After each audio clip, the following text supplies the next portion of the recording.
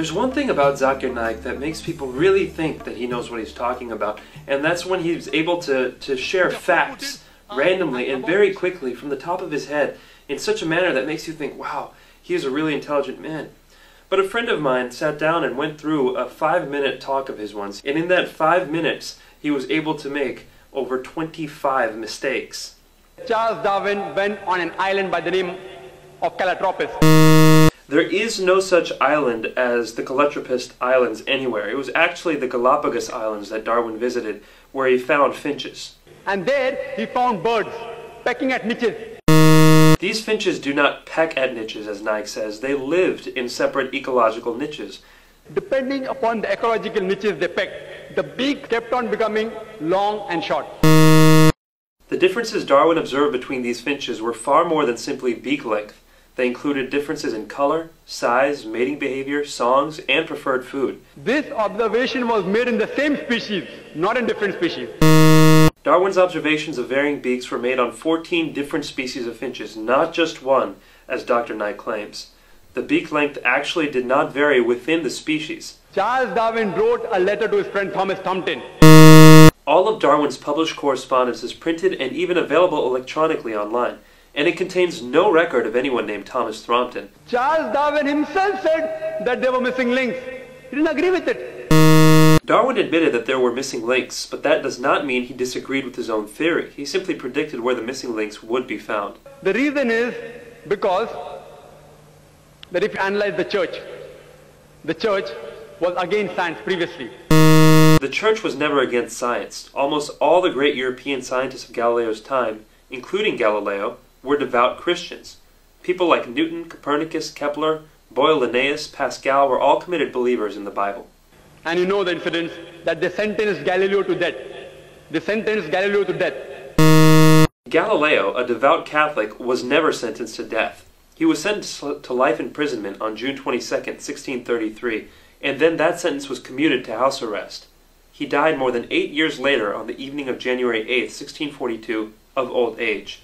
Galileo believed that his theories fit with the Bible, and he wrote a book arguing this based on early interpretations of Christians like Augustine. Naik goes on to make the same false statement 2 more times, but let's only count it as one factual error. So all the scientists, most of them, they support the theory because it went against the Bible, not because it was true. Actually, most scientists did not support Darwin's theory for many years, and most of these same scientists revered the Bible. Basically, this account by Dr. Naik is a total fabrication. All the sages, you see, there were 4 hominids. Everything Dr. Naik says here is wrong. There is no such word as hominites. He must mean hominids. Science tells us there are 4 hominids. There are not a mere 4 hominids. There are at least 14. First is Lucy, along with its guide, the Australopithecus. There is no such hominid as Dasnopithecus. Lucy was an Australopithecus afarensis, which died about 3.5 million years, the Ice Age. The Ice Age was not 3 1/3 million years ago. It was between 1.6 million years and 10,000 years ago. Then next came the Homo sapiens, who died about 500,000 years ago.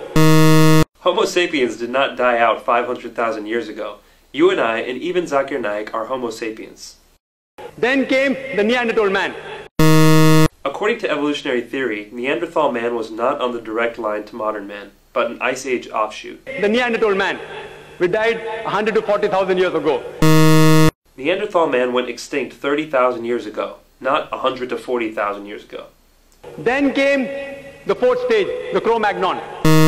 Cro-Magnon man is the same thing as Homo sapiens, which Naik had mentioned as a different earlier species. There is no link at all between these stages. Actually, evolutionary biologists have found many examples of what they claim to be links between these stages. For example, Homo habilis, Homo ergaster, and Homo heidelbergensis. If you know of Sir Albert Georgi, who got the Nobel Prize for inventing the vitamin C. Georgi didn't invent vitamin C, he discovered it. Vitamin C is a naturally occurring substance that doesn't need to be invented. He wrote a book, The Crazy Ape and Man, against Darwin's theory. Albert said Georgi's book was not called The Crazy Ape and Man, but simply The Crazy Ape, and it was not a refutation of evolution, but a sociological commentary. If you know about Rupert Stalbert, this person wrote a new theory of evolution against Darwin's theory. Who is Rupert Stalbert? I can find no trace of anybody with that name. From the apes. If you know of Sir Frank Salisbury, he was a biologist. Naik quotes one unknown person after another. Who is Sir Frank Salisbury?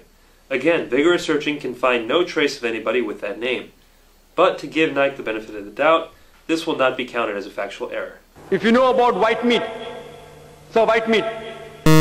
Whitemeat? Who is Sir Whitemeat? For the fourth time, no trace can be found of anybody with this name. At lower levels, an amoeba, at lower species level, amoeba can change to paramecia. There is no such thing as paramecia. Perhaps he means paramecium. But the evolutionary change of an amoeba to a paramecium is far more dramatic biologically than the relatively small biological difference between apes and humans. According to Francis Crick, who's authority in this field, he said it is unimaginable. There is no such person as Francis Crick. Naik probably means Francis Crick, the co-discoverer of DNA. Francis Crick believes fully in evolution.